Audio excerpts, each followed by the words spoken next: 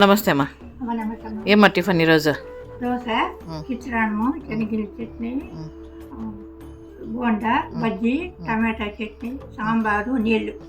Okay అమ్మా, very good.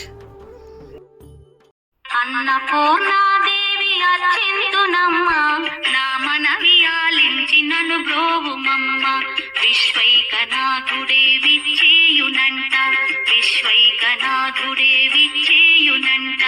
నీ ఇంటి ముంగిట నిలుచుండునంట, నీ ఇంటి ముంగిట నిలుచుండునంట.